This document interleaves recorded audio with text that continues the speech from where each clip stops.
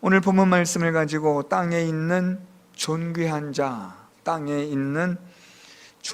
자라는 제목으로 하나님의 말씀을 우리가 함께 살펴보고 하나님의 말씀을 통해 주시는 교훈과 은혜를 받기를 원합니다. 오늘 시편 16편 말씀은 크게 세 부분으로 나눌 수 있을 것 같습니다. 1절부터 4절까지는 땅에 있는 존귀한 자, 다시 말하면 존귀한 자에 대한 말씀이고, 5절부터 8절 말씀은 왜 존귀한 자인가, 여기에 대한 이유를 설명하면서 하나님께서 주신 기업과 유산을 받았으므로 그들은 또한 존귀한 자가 된다라는 말씀입니다. 그리고 9절부터 11절은 이러한 하나님을 섬기는 자로서의 존귀한 자의 기쁨, 즐거움에 관한 것이 기록이 되고 있습니다. 우리는 오늘부터 세 주간에 걸쳐서 이 말씀들을 함께 살펴보려고 합니다. 공통된 제목은, 주제는 존귀한 자입니다. 존귀한 자라는 주제를 가지고 우리가 세 주 동안 세 번에 걸쳐서 오늘 말씀들을 살펴보겠습니다. 오늘 그 첫 번째 시간으로 우리가 함께 살펴볼 말씀에 대해서 우리가 이 시편 말씀을 읽을 때 특별히 우리가 주의해서 참고하여 보셔야 될 것이 있는데, 그것은 바로 표제입니다. 표제는 시편에서 독특하게 기록되어진 말씀인데요, 우리 시편 이렇게 16편 처음을 시작하는 16이라는 숫자 옆에 보면 오늘 말씀처럼 다윗의 믹담이라고 기록되어 있습니다. 우리 지난 시간에 살펴본 시편 15편에 15라는 글자 옆에는 다윗의 시라는 이런 표제들이 붙어 있습니다. 시편의 특징 중에 하나가 바로 이 표제입니다. 이 표제를 통해서 우리는 이 시편이 어떻게 기록되었는지를 짐작하게 하는 말씀입니다. 어떤 표제는 좀 더 정확하게 기록되어져 있기도 하고, 어떤 표제는 조금 약간 잘 알려지지 않은 그렇게 기록된 표제들도 있습니다. 오늘 시편 16편에서 다윗의 믹담이라고 그렇게 기록되어져 있는데요, 조금 어려운 단어가 사용되어지고 있습니다. 이 믹담이라는 이 히브리어는 몇 가지 의미로 해석이 될 수 있는데, 대체적으로 이 믹담이라는 히브리어는 조각하다, 새기다 라고 해석하는 것이 일반적인 해석입니다. 그래서 오늘 말씀을 보면 다윗의 믹담이라는 것은 다윗이 조각하다, 새기다 라는 그런 의미로서 갖는 표제입니다. 조각하다, 새기다 라는 것은 잘 아시는 것처럼 돌판이나 특별히 철판 가운데 조각하고 새기는 것을 말합니다. 돌이나 철판 가운데 새긴다 라는 것은 그만큼 이것이 중요하기 때문에 오랫동안 기억되기 위하여 기록한 목적을 갖고 있습니다. 그렇게 본다면 이 시편의 16편은 다윗이 특별히 기록하고 싶은, 그것도 돌이나 철판 가운데 조각하여 새길 만큼, 그만큼 오랫동안 기억할 뿐 아니라 많은 사람들이 이것을 꼭 읽었으면 좋겠다 하는 그런 다윗의 바람, 소망이 있다는 것을 우리는 참고할 수 있을 것 같습니다. 그러면 다윗은 도대체 무엇을 그렇게 새겨 넣고 싶을 정도로, 돌이나 철판에 기록하고 싶을 정도로 그렇게 강조하고 싶었던 것은 무엇일까라는 겁니다. 오늘 이런 의문을 가지고 우리가 오늘 본문 말씀을 시작하는 것은 아주 본문을 이해하는 데 도움이 됩니다. 오늘 본문을 시작할 때 이렇게 시작됩니다. 1절에 하나님이여 나를 지켜주소서, 내가 주께 피하나이다 라고 기록됩니다. 그러면서 2절에 내가 여호와께 아뢰되 주는 나의 주님이시오니 주밖에는 나의 복이 없다 하였나이다. 오늘 1절과 2절 말씀을 읽으시면서 우리가 글을 좀 많이 읽어보신 분들, 책을 많이 읽어보신 분들은 이것이 조금 앞뒤가 바뀌었구나 라고 그렇게 짐작하실 수 있을 것 같습니다. 1절에서 하나님이여 나를 지켜주소서 내가 주께 피하나이다 라고 말하면서 그 2절에는 내가 하나님 앞에 피하는 이유, 하나님께서 나를 지켜주시는 그 이유, 타당성을 설명하고 있는 것이 2절입니다. 그것은 내가 여호와께 아뢰되 주는 나의 주님이시오니 주밖에는 나의 복이 없다 하였나이다. 그러니까 오늘 이 1절과 2절 말씀은 1절과 2절 순서대로 읽어도 괜찮고, 조금 더 잘 이해하시려면 2절부터 1절로 거꾸로 읽으시면 훨씬 더 이해하는 데 도움이 됩니다. 이렇게 읽으시면 좋습니다. 내가 여호와께 아뢰되 주는 나의 주님이시오니 주밖에는 나의 복이 없다 하였나이다. 하나님이여 나를 지켜주소서 내가 주께 피하나이다. 이렇게 읽으면 훨씬 더 본문의 의미가 잘 전달됩니다. 그런데 왜 이렇게 이것을 도치 바꿨을까라는 것은 강조형 때문입니다. 내가 하나님께 지금 피합니다. 하나님 나를 지켜주십시오 라는 것을 간절하게 다윗이 그것을 강조하고 있기 때문에 이것이 바뀐 겁니다. 어순대로라면, 순서대로라면 2절, 1절 이렇게 기록되어져야 하는데 지금 다윗은 하나님께 피하는 일이 있었던 겁니다. 하나님께서 지켜주지 않으면 안 될 상황이 벌어지고 있었던 겁니다. 그래서 다윗은 지금 하나님께 하나님 나를 좀 지켜주십시오. 내가 하나님밖에 피할 데가 없습니다. 하나님만이 나의 피난처가 되십니다. 왜냐하면 하나님은 나의 주님이시지 않습니까? 하나님은 나의 복이지 않습니까? 하는 이런 다윗의 이 갈급함, 다급함, 이런 것들이 오늘 본문에 충실히 잘 배어져 있습니다. 오늘 다윗은 하나님 앞에 나를 지켜달라고 말합니다.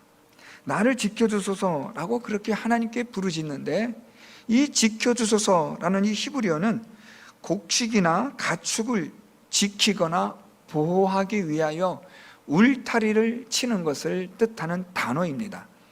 그러니까 오늘 다윗이 하나님 나를 지켜주소서라는 말은 하나님 나를 위하여 울타리를 쳐주십시오 라는 뜻입니다.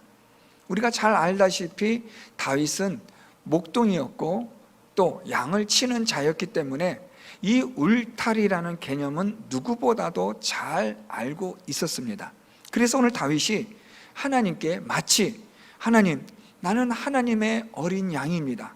하나님의 울타리를 쳐주셔서 나를 지켜주시고 나를 보호하여 주옵소서, 그렇게 기도하는 겁니다. 좀 더 이 1절 말씀을 나를 지켜주소서 내가 주께 피하나이다 라는 말을 조금 더 우리가 잘 이해되어지는 용어로 표현한다면 하나님께서 나의 울타리가 되어 주십시오, 이런 뜻으로 해석해도 괜찮을 것 같습니다. 오늘 다윗은 하나님이 나의 울타리가 되어달라 이렇게 기도를 하는데 그 이유에 대해서 이렇게 말합니다. 내가 여호와께 아뢰되 주는 나의 주님이시오니 주밖에는 나의 복이 없다 하였나이다. 사실 2절은 다윗이 신앙 고백을 하는 내용입니다. 오늘 이 2절 말씀은 여러분 좀 유념해서 보셔야 합니다. 그래야 우리가 다음 3절에 나오는 9절과 4절에 나오는 9절을 이해할 수 있고, 이 2절은 이 16편에 있어서의 전체적인 이 땅에서의 존귀한 자가 되어지는 아주 중요한 의미를 가지고 있는 구절이기 때문에 이 2절 말씀을 여러분들이 유념해서 보실 필요가 있습니다. 2절은 다윗의 신앙 고백인데요, 주는 나의 주님이시오니 라고 그렇게 고백하고 있습니다. 여기서 주는 나의 주님이 되신다, 주는 나의 주님 되신다 라고 할 때 이 주님이 되다 라는 이 단어가 의미가 중요합니다. 하나님은 나의 주님이 되신다 라는 이 의미는 하나님이 나의 주권자, 나의 통치자, 전능자, 나의 생사화복을 주관하시고 다스리시는 분, 오늘 우리의 표현으로 말하면 나의 믿음의 대상, 나의 믿음의 주, 바로 그분이 하나님이십니다 라는 고백을 하고 있는 겁니다. 그러니까 오늘 다윗은 하나님 앞에 무엇이라고 고백하냐면, 하나님은 참으로 나의 모든 생사화복을 다스리시는 전능하신 하나님, 통치자 되신 하나님, 창조주 되신 하나님임을 내가 믿나이다. 하나님 외에는 내가 어디서도 복을 얻을 수가 없습니다. 하나님만이 나의 복의 근원이십니다. 오늘 이것이 다윗이 2절에서 고백하고 있는 믿음의 내용입니다. 그렇기 때문에 다윗은 하나님, 나를 지켜주십시오, 내 울타리가 되어 주옵소서라고 그렇게 기도하는 겁니다. 이러한 다윗의 믿음이 있기 때문에 하나님께 울타리가 되어달라고, 지켜달라고, 내가 주께 피하오니 나를 보호하여 달라고 기도할 수가 있는 겁니다.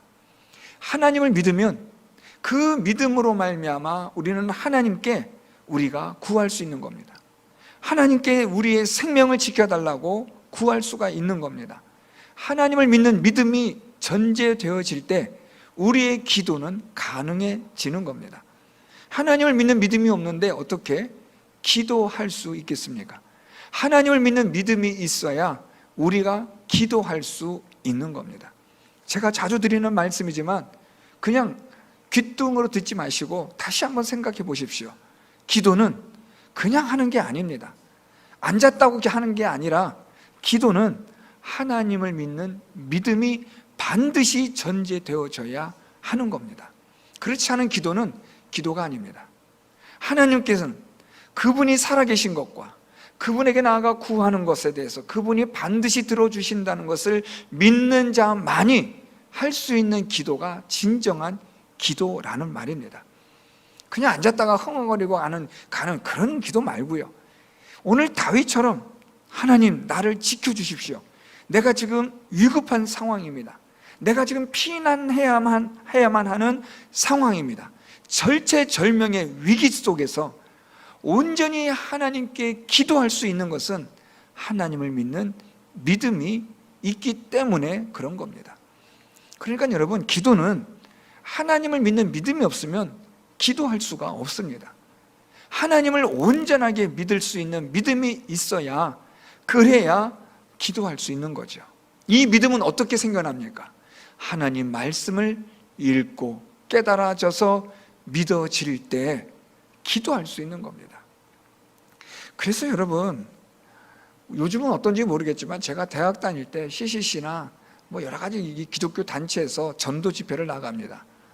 전도 집회를 나가서 사람들에게 사형리 복음을 전하면서 예수님은 우리의 죄를 위해 십자가에 죽으셨습니다, 예수 그리스도 믿으면 우리는 구원받습니다, 이걸 믿겠습니까? 믿으신다면 저랑 같이 영접기도 하시죠 해서 같이 따라하게 한다면 당신이 이제 예수 믿었습니다, 구원받았습니다 라고 하는 그런 복음을 전한 때가 많이 있었습니다. 한편으로는 교회를 오게 하는 초청의 의미로서의 그런 의미는 있겠다고 볼 수 있지만, 그것으로 우리가 구원받고 영생을 얻었다고 말하는 것은 그것은 위험한 발상이라는 말입니다. 믿음은 어디서 생겨나느냐? 하나님 말씀을 들음으로, 하나님 말씀을 읽음으로 그것이 깨달아지고 믿어질 때 비로소 믿음이 일어나는 겁니다. 이건 성경에 기록된 거니까요, 누구도 여기에 대해서 반론을 제기할 수 없겠죠. 믿음은 어디서 난다고요? 들음에서 나니까요. 하나님 말씀을 듣고 읽고 깨달아 믿어질 때 그때 믿음이 생겨나는 거죠. 그래서 여러분, 교회 처음 오신 분들, 교회 생활 처음 하신 분들에게 기도하라 이런 말하는 것은 말도 안 되는 소리예요. 하나님도 믿지 않고 하나님 말씀도 알지 못한 사람 보고 무슨 기도를 하라는 겁니까? 그런 분들에게, 교회를 처음 나오신 분들에게 우리가 할 수 있는 말은 예배 잘 들으세요, 하나님 말씀 잘 들으세요, 성경 잘 읽으세요, 이게 전부입니다. 말씀을 듣고 읽고 생각하는 가운데 하나님의 말씀이 깨달아지고 믿어지게 되면 그때부터는 기도가 되어지는 겁니다. 오늘 다윗이 하나님께 기도합니다. 나를 지켜주소서, 내가 주께 피하나이다. 왜 이렇게 기도할 수 있나요? 하나님을 믿는 믿음이 있으니까요. 사랑하는 성도 여러분, 하나님을 믿는 바른 믿음이 있으면 기도해라 하지 마라 말할 필요가 없는 거예요. 하나님을 믿는 분명한 믿음이 있으면 기도하라고 말하지 않아도 기도할 수밖에 없어요. 그러니까 믿음이 있다는 말은 기도하는 거예요. 기도한다는 것은 그가 믿음이 있다는 말인데, 문제는 그 기도가 어떤 기도냐라는 거예요. 그냥 뭐 습관적으로 타성에 젖어서 그냥 뭐 고개나 흔들고 몸이나 흔들고 하는 그런 기도가 아니라 하나님이 들으시고 응답하시는 기도를 말하는 거예요. 오늘 다윗은 이 믿음의 고백으로 하나님께 지금 기도하는 거예요. 여러분, 이거 너무 중요한 겁니다. 그래야 우리가 3절 말씀으로 넘어갈 수 있어요. 지금 다윗은 하나님께 무엇을 고백해요? 주는 나의 주님이시오니. 여러분, 이 위대한 믿음의 고백이 있어야 돼요. 하나님은 정말 내 생명의 근원입니다. 하나님은 정말 내 인생의 전부입니다. 하나님 없으면 난 아무것도 없는 존재입니다. 주 밖에는 나의 복이 없습니다. 하나님만이 나의 복의 근원이십니다. 이 고백이 되어질 때 진정한 하나님이 들으시는 기도를 우리가 할 수가 있는 거예요.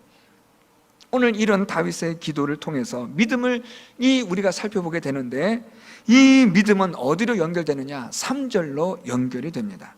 오늘 본문의 제목이기도 한데요, 땅에 있는 성도들은 존귀한 자들이니 나의 모든 즐거움이 그들에게 있도다. 자, 이제 다윗이 믿음에 대한 고백과 함께 하나님께 내가 피하오니 나를 지켜주소서, 보호하여 주소서라고 그렇게 다윗이 기도합니다. 하나님 앞에서 믿음의 고백을 한 이 다윗이 이제는 무엇을 말하냐면 땅에 있는 성도들은 존귀한 자들이라, 이렇게 말합니다.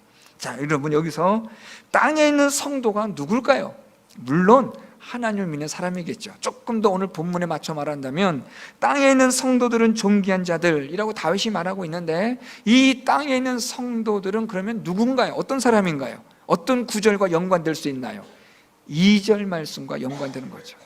주는 나의 주님이시오니 주 밖에는 나의 복이 없다고 말하는 이 성도들은, 이렇게 이해하시면 됩니다. 이런 믿음의 고백을 하는 이 사람들은, 바로 성도들은 어떤 자들이라는 거예요? 존귀한 자들이라. 여러분, 이 존귀하다는 이 단어 의미 잘 아시죠? 아주 귀하고 가치 있는, 그의 존재 자체가 너무나 소중한 걸 말하는 거죠. 이 땅에서의 존귀한 자들이 누구냐? 하나님을 진심으로 믿는 자들. 주는 나의 주님이시오니 주 밖에는 나의 복이 없다라고 고백하는 자들, 그들이 이 세상의 존귀한 자들이라. 여러분, 우리가 이 세상의 가치로 볼 때 존귀한 자들 하면은 돈 많은 사람들, 그렇죠? 돈이 많으니까 야, 저 사람은 저렇게 존귀하구나, 우리 그렇게 생각합니다. 좋은 차 타고 다니고 좋은 집에 살고 많은 사람들을 거느리고 많은 사람들이 그 사람이 나오면 인사를 하고 깍듯이 예우를 갖추고 하니까 우리가 볼 땐 좀 존귀해 보이잖아요. 여러분, 대통령이 되고 나면 사람들이 그냥 수행 비서들이 따라오고 그냥 경호를 세우고 또 차도 그냥 뭐 의리의리한 차를 타고 다니고, 그러니까 여러분, 우리가 보기에 존귀해 보이잖아요. 여러분, 돈이 많다거나 권력이 있다거나 똑똑하다거나 뭐 이런 다양한 세상적인 가치를 가지고 우리는 존귀한 자라고 그렇게 말할 수도 있지만, 성경은 그렇게 말하지 않아요. 하나님은 그렇게 말씀하지 않아요. 존귀한 자들이 있다, 분명히 있는데 그들은 누구냐? 하나님을 믿는 자라. 하나님을 믿고 의지하여 주 밖에는 나의 복이 없나이다, 주는 나의 주님이시오니라고 고백하고 그런 믿음의 신앙을 가진 자들이 존귀한 자들이라. 여러분, 우리가 이 땅에 사는 동안에 둘 중에 하나지 않겠습니까? 존귀한 자든가, 존귀의 이 반대말은 비천이라는 뜻이에요. 그러니까 우리가 존귀한 자의 삶을 살든가 비천한 자의 삶을 살든가 둘 중에 하나겠죠. 오늘 성경은 우리에게 존귀한 자의 삶에 대해서 지금 말씀하고 있는 거예요. 이 땅에서의 존귀한 자들이 누구냐? 그들은 바로 성도라. 이 성도는 누구예요? 주는 나의 주님이시오니 주 밖에는 나의 복이 없다고 말하는 사람들, 그들이 바로 존귀한 자라. 하나님을 믿는 자가 존귀한 자라는 거예요. 자, 여러분, 이 구조가 이해가 되시나요? 하나님을 믿는 자가, 하나님밖에 없다고 말하는 자가 존귀한 자다. 왜요? 왜 하나님을 믿으면 존귀한 자입니까? 왜 하나님밖에 없다고 말하는 사람이 존귀한 자가 됩니까? 그것은 하나님이 존귀하시기 때문에요. 하나님은 지극히 존귀하심으로 그 하나님을 믿고 그 하나님을 따르고 그 하나님과 함께하는 자는 당연히 존귀한 자가 되게 해주시는 거예요. 누가요? 하나님이요. 그래서 여러분, 우리는 정말 비천하고 아무것도 아닌 거름더미에 앉은 자와 같고 그냥 누구 하나 쳐다보지 않는 죄와 사망 가운데 던져진 그런 자들이지만, 하나님을 믿는 순간, 하나님을 믿고 의지하여 주는 나의 주님이시오니 주밖에는 나의 복이 없습니다 라고 하나님에 대한 믿음의 고백을 하는 자들은 존귀한 하나님께서 그를 존귀하게 만들어 주시는 거예요. 그래서 오늘 다윗은 말하기를, 이 존귀한 자들, 이들이 무엇이라고 말합니까? 이런 존귀한 자들이 나의 모든 즐거움이 그들에게 있다. 이 번역이 좀 어려워요. 이 존귀한 자들인데 땅에 있는 성도들, 그러니까 주는 나의 주님이시오니 주밖에는 나의 복이 없습니다, 이렇게 고백하는 성도들이 이 땅에서 존귀한 자들인데, 다윗은 말하기를 나의 모든 즐거움이 그들에게, 존귀한 자들에게 있다라고 말해요. 이 번역이 조금 어려운 번역입니다. 나의 모든 즐거움이 그들에게, 존귀한 자들에게 있다라는 말은 내가 간절하게 저 존귀한 자가 되고 싶다는 거죠. 다윗은 자기의 소망을 말하는 거예요. 주는 나의 주님이시오니 주밖에는 나의 복이 없습니다, 이렇게 고백하는 자는 존귀한 자인데, 하나님, 나는 이 존귀한 자가 되기를 간절히 소망합니다. 나의 소망, 나의 즐거움, 나의 기쁨은 어디에 있냐면 존귀한 자가 되는 데 있습니다. 사랑하는 성도 여러분, 여러분의 인생의 목표가 무엇입니까? 여러분 어떤 것에 최고의 가치를 두고 계십니까? 오늘 다윗은 존귀한 자가 되는 일에 인생의 목표를 두었고 그것이 인생의 최고의 가치라고 말하고 있는 겁니다. 하나님을 믿는 진실한 믿음을 가진 자, 그래서 주는 나의 주님이시오니 주밖에는 나의 복이 없습니다 라고 말하는 이게 내 인생의 최고의 목표요, 가치라는 거예요. 오늘 다윗이 그것을 고백하는 겁니다. 하나님만이 나의 주가 되십니다. 내 생명이요, 내 전부요, 내 인생의 가치이며 내 모든 것의 모든 것 되시는 분, 그분이 바로 하나님 되기를 난 원하고, 이런 존귀한 자의 삶을 살아가기를 하나님, 나는 진심으로 소망합니다.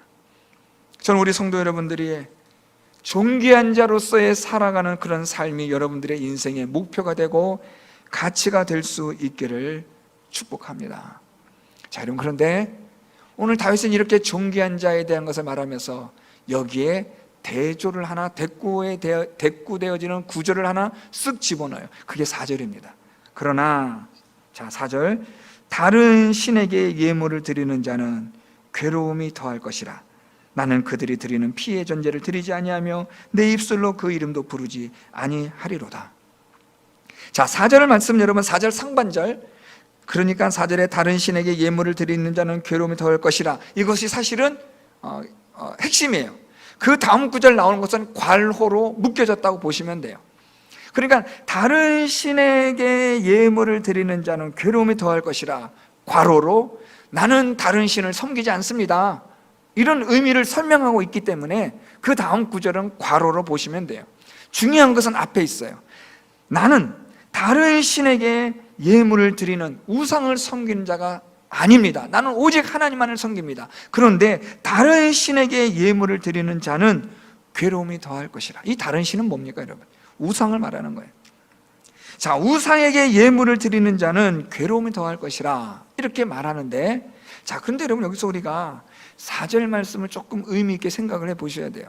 1절, 2절, 3절까지만 이 다윗이 이 시편을 그냥 마무리하고 4절 없이 바로 5절로 들어가서 하나님께서 존귀한 자에게 주시는 기업과 유산과 복에 대해 설명해도 전혀 어색하지 않는 그런 문장의 구조예요.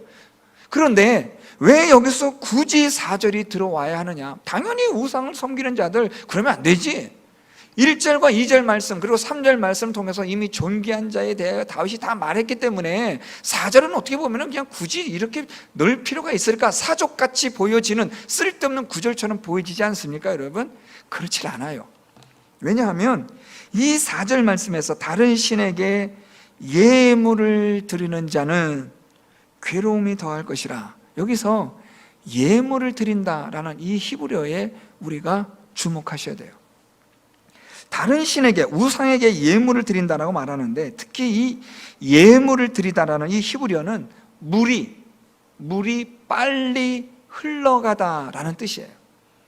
그러니까 이 말을 좀 다시 번역하면 다른 신에게 빨리 흘러가는 사람이라는 말이에요.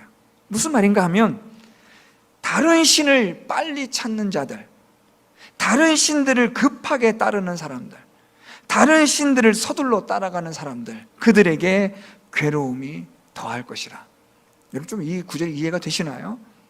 무슨 말인가 하면 우리가 다급한 일 만나고 어려운 일 만나고 힘든 일 만나면 하나님께 나가 기도해야 되는데 하나님께 기도하질 않아요. 다른 신을 찾아가요. 다른 방법을 찾아요. 사람이 할 수 있는 수단과 방법을 찾아요. 하나님은 뒷전에 던져놓고 어떻게든 내 방법대로 내 생각대로 해보려 하는 거죠. 다른 신에게 예물을 드린다, 다른 우상을 찾아서 빠르게 가는 거예요. 방법과 어떤 수단을 찾아서 이 문제를 해결하려고 내가 믿고 의지하는 모든 방법들을 총동원하는 거예요. 이것이 사람의 본래의 모습이에요. 하나님 앞에 엎드려야 하는데, 하나님을 찾아야 하는데 그렇진 않은 거예요. 급한 마음에 서둘러서 내가 믿고 의지하는 걸 찾아가는 거예요. 이리저리 전화를 하고 여기저기 사람들 알아보고 수소문하고 어떻게 할 것인가에 대해서 의논하고 하나님을 찾지 않고, 하나님께 기도해야 한다는 그런 믿음조차 없으니까 그렇겠지만 다른 우상들을 찾는데 급히 떠나가는 거예요. 그런 자들에게 오늘 다윗이 무엇이라 말합니까?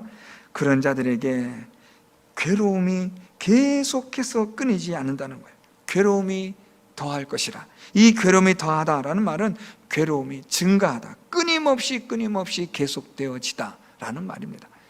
우리가 우리의 방법대로 수단대로 세상의 방식대로 하다 보면 괴로움은 끝날 날이 없어요. 그칠 날이 없는 겁니다.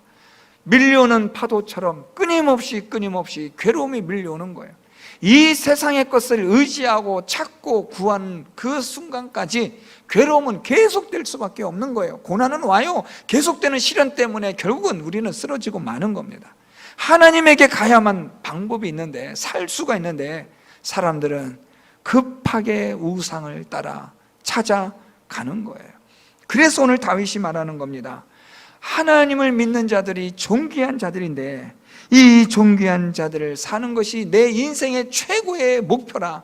많은 사람들은 급한 마음에 세상의 방식대로 살아가지만 나는 하나님을 찾고 구하겠노라 하는 다윗의 고백인 겁니다. 사랑하는 성도 여러분, 오늘 말씀을 통해서 존귀한 자가 누구냐라는 이 질문을 우리는 곱씹어 생각해 봐야 합니다. 이 세상의 가치로 볼 때 존귀한 자 의미 없습니다. 하나님께서 오늘 말씀하시는 존귀한 자는 하나님을 나의 주님으로 믿는 자입니다. 하나님 밖에는 내게 복이 없습니다. 하나님이 나의 전부십니다. 하나님 없으면 나는 아무것도 아닙니다. 이렇게 고백을 하는 자들이 하나님께서 나의 울타리가 되어 주옵소서, 하나님께 진실한 기도를 드릴 수 있는 자가 되는 겁니다. 이런 존귀한 자가 되는 이 일, 이것이 바로 다윗의 일평생의 목표였고 최고의 가치였다는 것을 알 수 있습니다.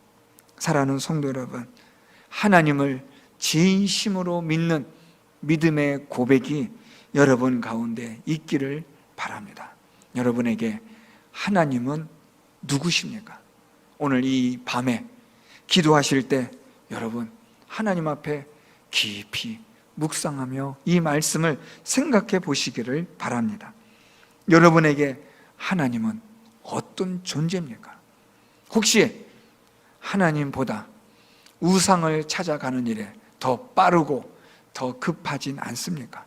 내 방법과 내 생각대로 살아가는 일에 익숙해져 있어서 하나님을 찾지 않는, 하나님을 믿지 않는 자의 삶을 살아가고 있지는 않습니까? 여러분에게 하나님은 도대체 누구십니까? 오늘 다윗의 이 고백처럼 하나님은 나의 주님이십니다. 하나님밖에 나에게는 다른 복이 없습니다.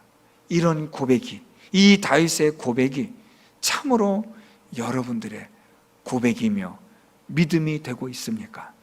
오늘 이 말씀을 통해 자문해 보시고 이 질문 앞에 고민하시기를 바랍니다. 대부분의 사람들은 4절처럼 다른 신을 찾아, 세상의 방법을 찾아, 물이 빠르게 흘러가듯이 그렇게 세상의 방법을 찾아 살아가고 있습니다. 그런데 오늘 다윗은 하나님을 빠르게 찾고 있습니다. 1절 말씀처럼 하나님이여 나를 지켜주소서, 내가 주께 피하나이다. 다윗은 하나님을 빠르게 찾고 있습니다. 급하게 구하고 있습니다. 왜요? 하나님을 진실하게 믿고 있는 사람이기 때문입니다. 우리 성도 여러분들, 오늘 이 말씀을 통해 하나님은 여러분에게 어떤 존재가 되시는지 깊이 물어보시는 귀한 밤 시간 되기를 바랍니다. 모쪼록 제가 바라기는 성도로서 오늘 말씀처럼 존귀한 자로서의 삶을 사는 여러분들이 되기를 바랍니다. 우상을 따라, 세상의 방법을 따라 비천한 자의 인생이 아니라 하나님을 믿는 성도의 존귀한 자의 삶을 살아가는 성도 여러분들이 될 수 있기를 바랍니다. 존귀한 자의 삶이 저와 여러분, 우리의 인생의 목표요, 최고의 가치가 되는 그런 하나님의 말씀을 통한 깨달음이 있는 귀한 밤 시간 될 수 있기를 예수 그리스도의 이름으로 축원드립니다.